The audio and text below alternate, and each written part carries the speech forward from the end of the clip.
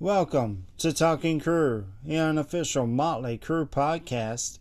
I'm your host, Kevin Humphrey, where I talk all things in the world of Motley Crue.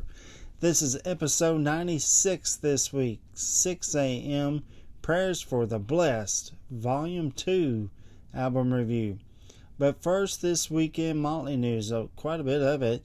On Wednesday, Motley Crue posted on social media a video featuring Tommy Lee, or our boy Tommy Lee, talking about for everybody to get their tickets for the Vegas residency. Check out Motley.com for those tour dates in Vegas. I know it starts September the 12th, and I think it goes through October the 3rd, somewhere in there.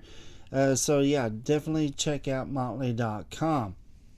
Happy birthday to the one and only John 5, whose birthday was Thursday, July 31st. Happy birthday, John 5. Hope he had a great one. And Nikki Sixx is in the news this week. He did an Act 6 session last night, meaning Thursday. Someone asked him about the 58 album. He said it was a fun project. What's his favorite song on Generation Swine? He answered, Anybody Out There. I love that song.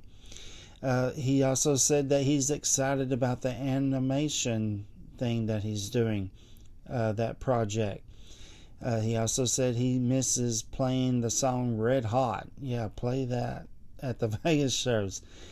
And he also talked about that there's no plans as of right now for 2026 for Motley Crue. If I hear anything, I'll let you guys know. He also posted today, Friday, that you can buy the Nikki Sixx bass guitars at the Las Vegas residencies, signed by Nikki, and he will actually hand it over to you. Now you can check this all out at NikkiSixxOfficialBass.com for more information on this. And Vince is in the news this week. My friend Scott Wild just sent me a text showing Stephen Percy had tweeted that all three guys are at the show tonight in Boston. So that means Vince Neil will be there. So that means, like I said, Stephen Percy, Bret Michaels will be in Boston tonight. Tomorrow, Saturday, they'll be in Bangor, Maine. And then on Sunday, it's just Bret Michaels and Vince in Bethel, New York. To me, this is absolutely freaking fantastic. This is great news. Vince canceled the shows earlier this year. The Las Vegas residencies were supposed to happen early this year. Medical problems. Still don't know really what that was. So they canceled that, rescheduled them for September, meaning next month. And then they had the Boardwalk Rock Festival that they were supposed to take part of, and they had to cancel that. So seeing this makes me happy. So Vince is back, and if you're going to the show, film it. I want to see it. All right, and that's it in Motley News. Like I said, quite a bit of it this week.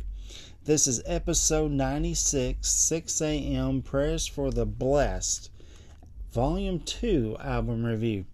That almost rhymes there. On this week's episode, I'm just going to continue on what I'm calling the Nikki Sixx series, where I'm talking all things about Nikki Sixx. I started it on episode 83, 58's Diet for a New America album review.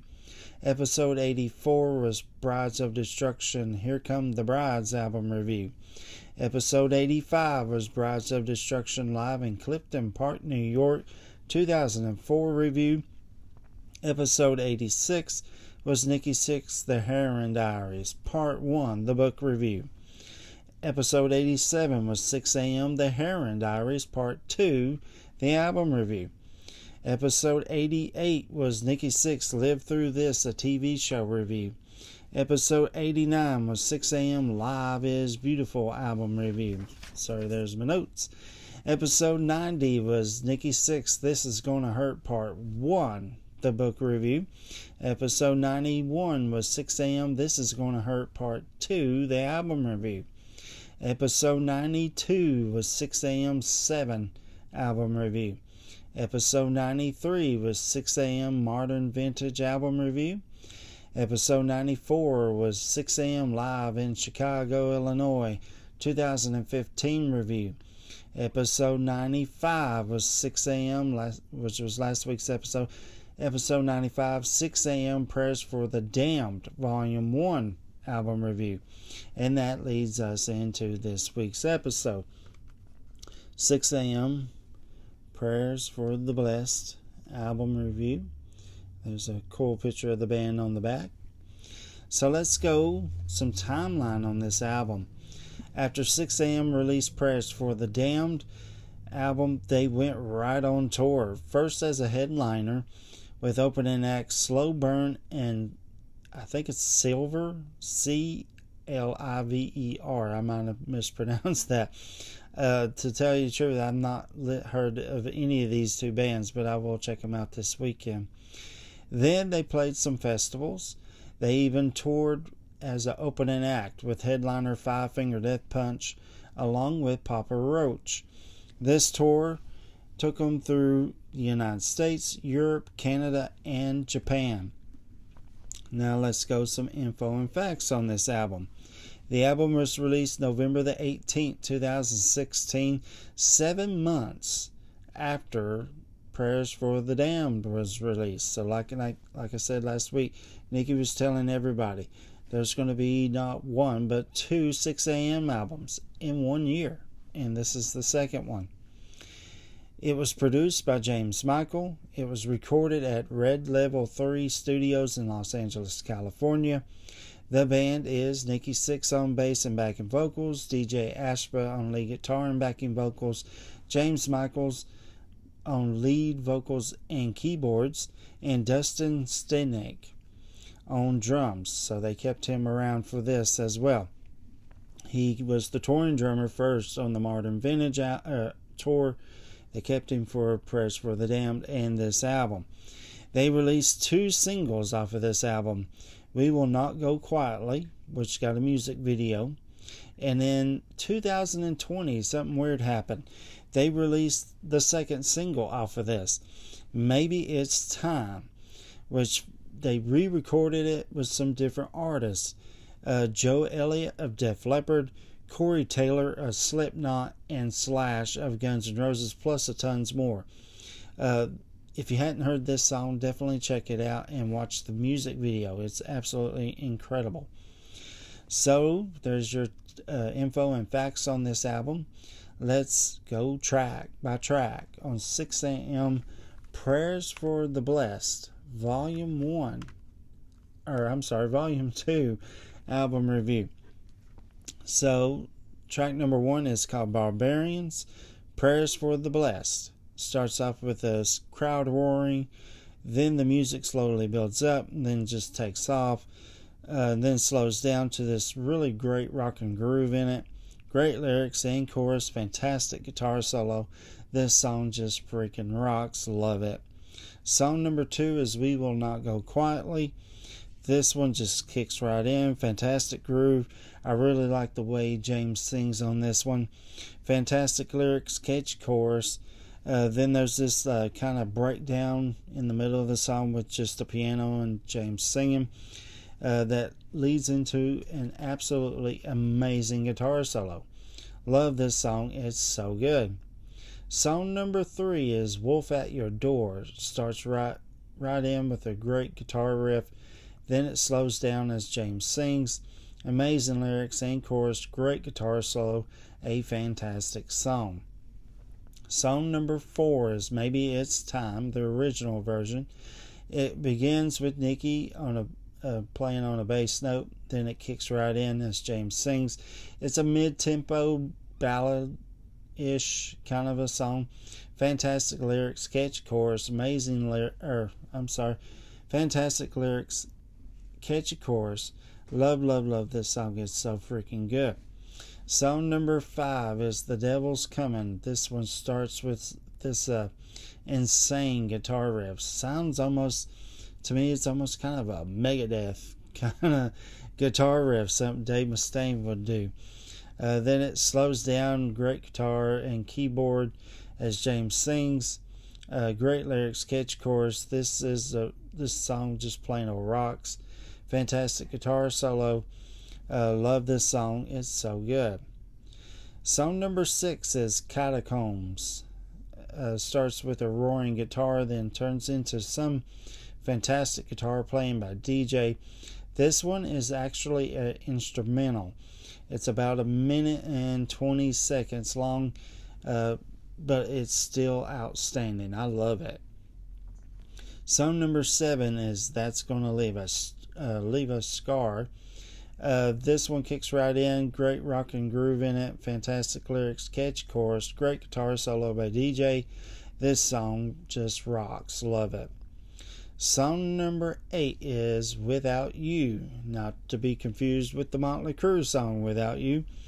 This is a cover song, though, by the band Badfinger, off of their album No Dice in 1970.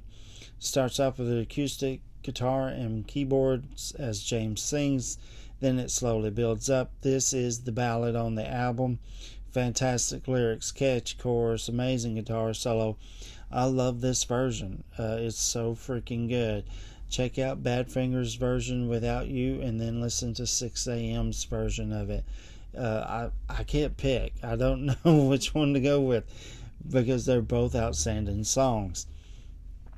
Song number 9 is Suffocate. Begins with an acoustic guitar as James sings, then it kicks right in at the chorus part, then it kind of comes back down on the verses, but it's a mid-tempo song. It's kind of like a little roller coaster. Fantastic lyrics, catchy chorus. The drumming by Dustin on this one is incredible. Great song, love it. Song number 10 is Riot in My Head. This one just kicks right in with James singing on a keyboard and then a drum beat, and then it just blasts off. It kind of reminds me of If I Died Tomorrow, the Motley Crue song. Then slowly builds back down. It's another one of those roller coaster songs. Great lyrics, catchy chorus. Then there's this breakdown with kind of a gang vocals around the singing on the chorus that leads into a guitar solo. Amazing song. Song number 11 is called Helicopters. This one starts off with some keyboard sound as James sings. There's my notes. Then there's some ahs going on with some guitar playing. Then it comes in. It's another balladish kind of a song. Not really, but kind of there. Fantastic lyrics and chorus, great guitar solo. This song ends like it started. I love it. It's so freaking good. Now, I'm going a little bit extra on you. The Maybe It's Time single, the one that I talked about earlier, the one that features Joe Elliott from Def Leppard, Slash from Guns N' Roses, Corey Taylor from Slipknot, and a host of others. I will post the music video in the comments section down below and on the Talking Crue Facebook page in case you've never heard it or watched it. Definitely check out this song. I absolutely love it. So Maybe It's Time. It's a fantastic version. Hearing the other singers sing it just kind of makes the song stand out even more. It's already an amazing song, but it kind of gives it more of a push.